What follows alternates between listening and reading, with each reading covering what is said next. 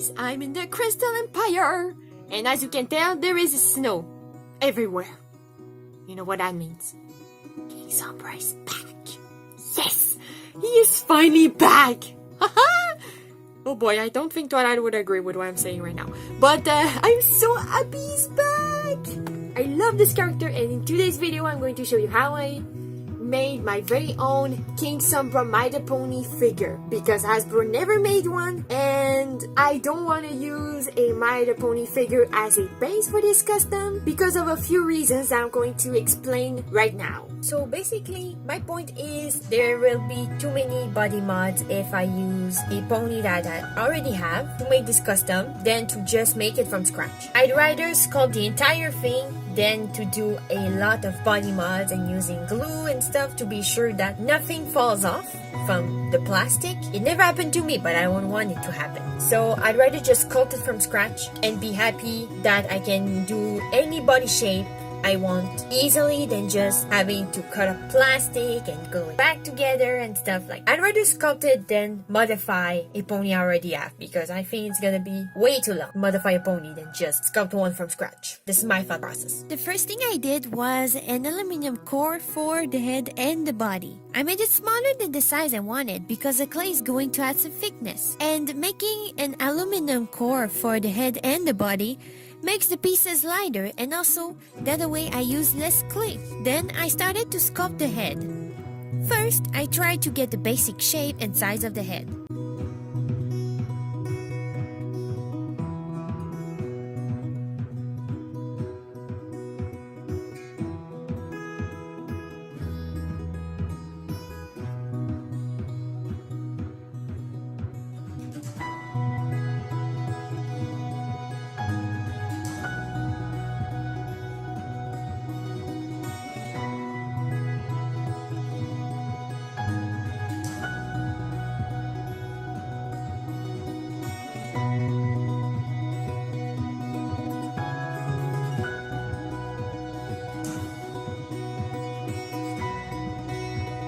I decided to get my shining armor to help me out for the front view of Sombra's head.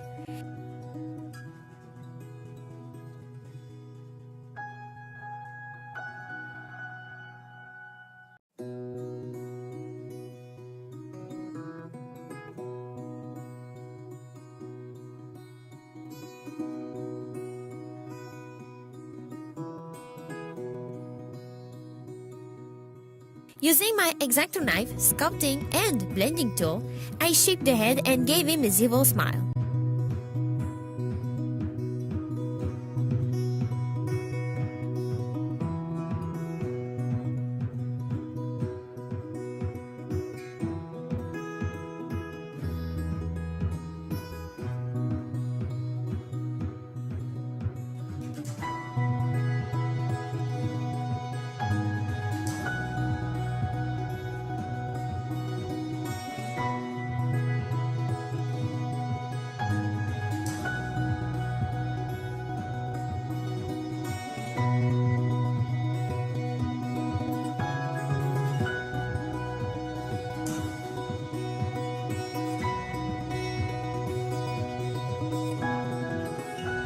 And the head is done for now. After the head, I worked on the body. I covered the aluminum core just like the head, and referencing the head I just finished and my drawing reference, I shaped the body and started also working on the legs.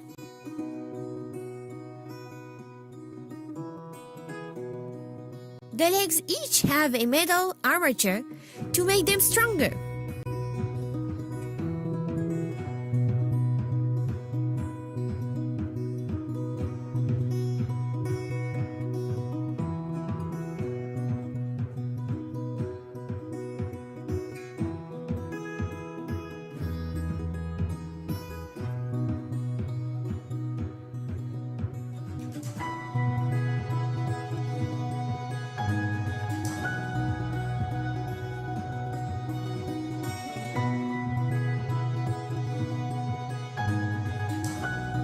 After I baked the head and the legs, I noticed something weird about the head.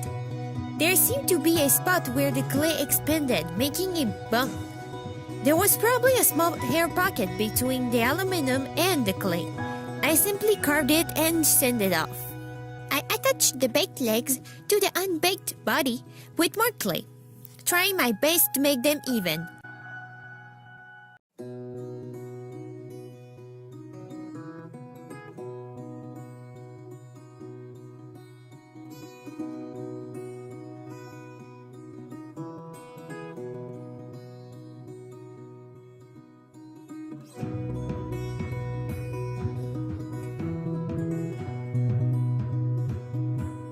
After I took to the oven, I can add more clay without disturbing the legs.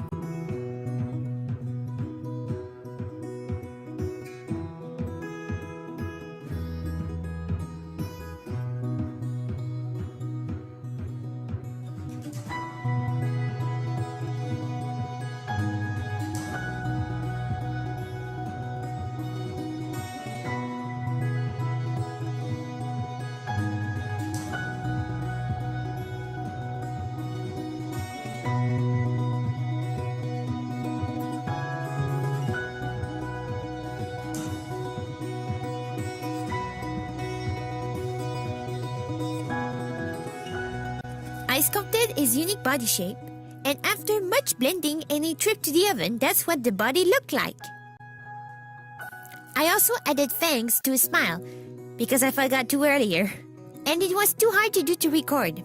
And then I got crazy and decided to make his head posable, using aluminum to determine the height of his neck, and wire to make it possible.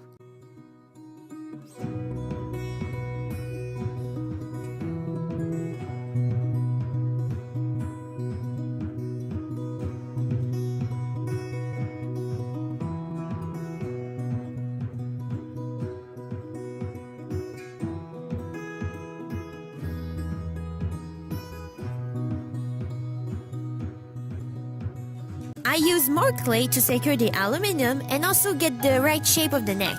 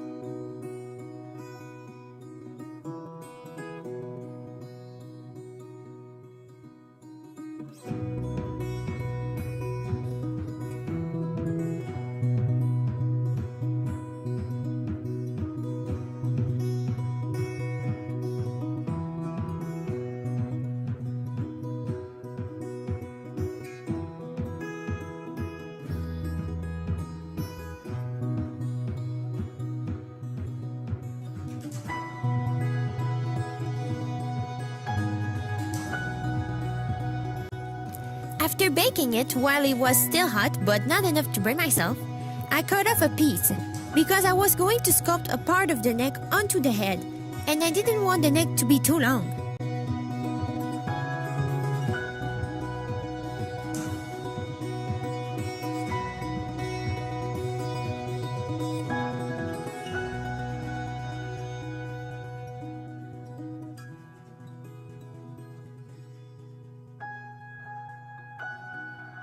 I also added some clay on each side to make it thicker.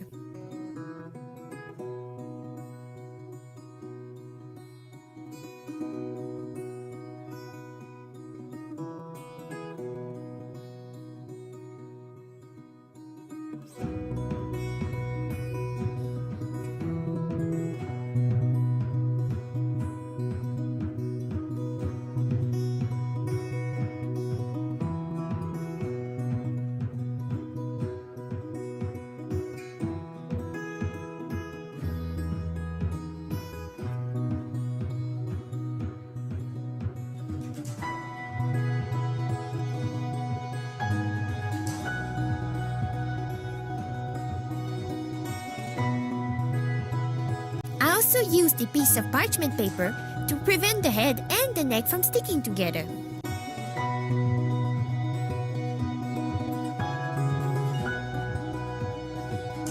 I baked the clay and this is what the posable head looks so far. A little off center, but that's an easy fix. Then I made his horn and used the ears I cut off from a G4.5 Twilight I used to make my Gabby custom. They match my eyebrow figures and they're a good size for him. I used clay to fix them but had to use some super glue because one popped off after baking. And that's it for the body. Now the clothes and accessories. For the chest armor, I used a sticky note to figure the size and shape, making a pattern.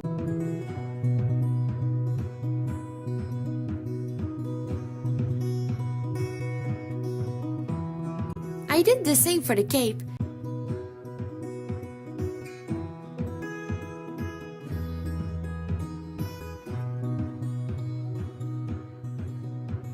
I tried for the leg armor but ended up using the plastic wrap and tape method.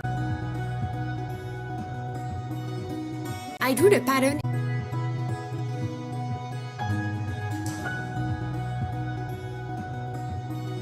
and cut it. I only need 1/2 because I can just flip it to make an even pattern.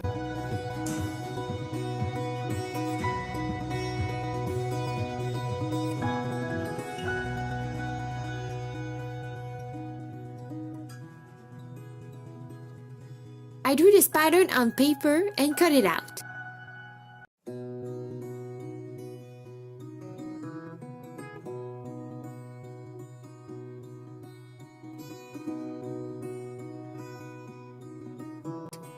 I used this brand new paper pattern and traced it onto funfoam, extending the straps to be sure I can add snaps later.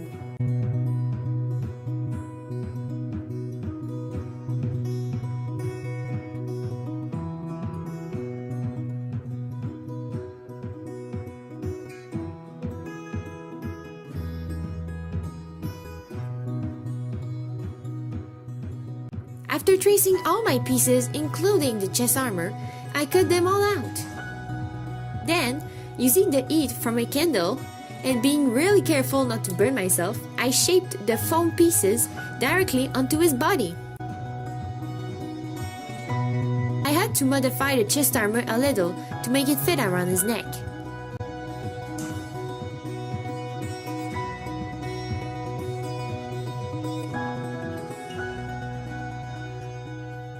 I also shaped the leg pieces and marked which one is which.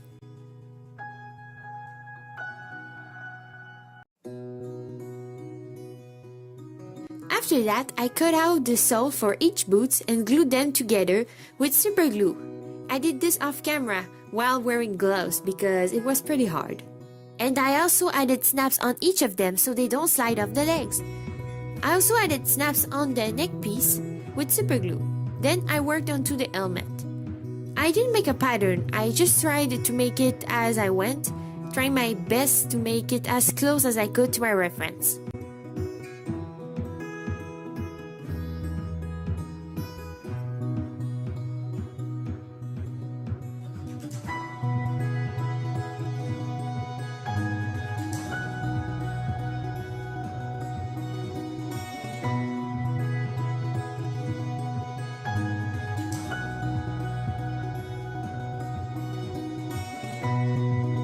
Before gluing the helmet pieces together, I tried the entire armor onto the pony and it looked pretty good. After that, I drew the design of the armor onto the phone with a pencil. Then I followed that guideline with Fabricpaint to make some raised details.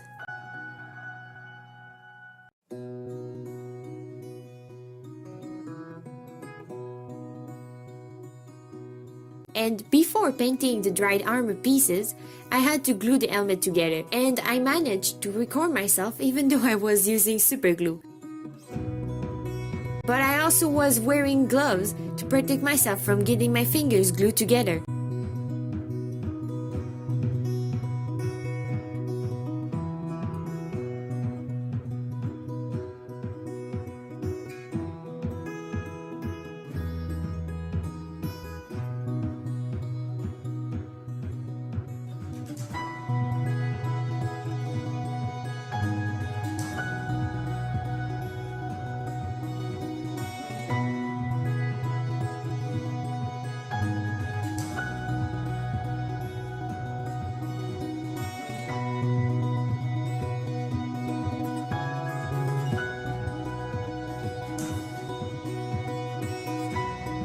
I also added snaps on this piece.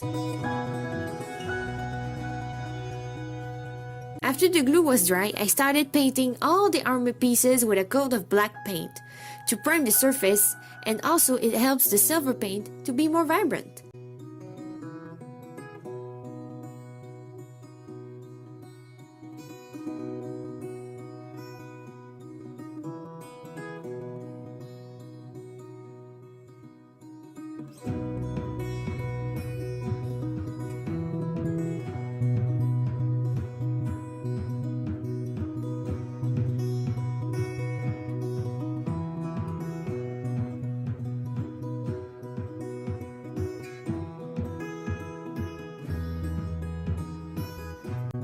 After 2 to 3 coats of silver paint, the armor looked too clean and kinda cheap, so I dry brushed it with some black paint to make the armor look like metal.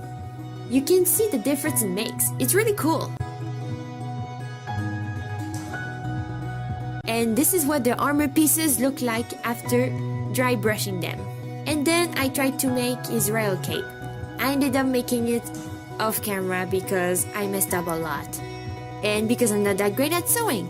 But I used the leftover piece of fabric from a curtain, and for the white trim, I used white felt that I dotted with black paint. Let's start painting him. Using black and white acrylic paint, I painted his body a dark gray. I also used the same reds I mixed up for his eyes on his horn, making a gradient. For his eyes, I used red. But I also used black and white to make it lighter and darker, making a gradient in his iris. The sharp pupil is a darker red than the eyes. And we're done for the paint. After it was done, it was time to give him his hairdo.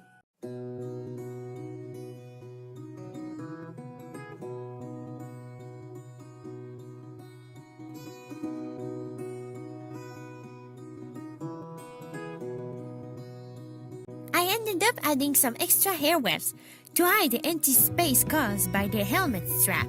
I also struggled with the tail, but ended up making 2 bundles of brushed yarn tied in the middle with a pin poked through both of them and through the body. And because I am using an eyebrow razor to cut the yarn hair, it was really hard to record.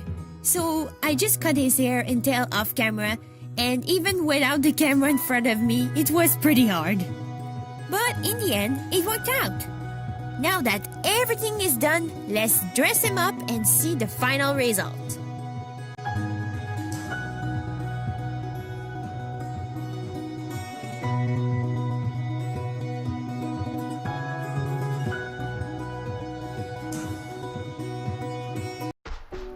Honestly, I love him. He looks so cool and strong, and his evil eyes and evil smile. It's great. I'm also really proud of how his sculpt and armor turned out. It's the first time I ever sculpted a figure and made an MLP-sized armor. Also, I'm really glad I was able to make his head possible. It wasn't as difficult as I thought it was gonna be. And now I think I can just improve more from here. Also, I took a few pictures of him compared to the different heights of brushable ponies Hasbro made. And he is officially the tallest brushable and custom I own. It's funny how small Sweetie Belle is compared to him. Overall, I'm happy with this custom, and I hope you all like him too. You can see more pictures of him on my Instagram at Atomic Glittery. I will put in the description a list of all the materials I used to make him. And if you like this type of videos, let me know, and I'll make more like this one. Bye bye, guys!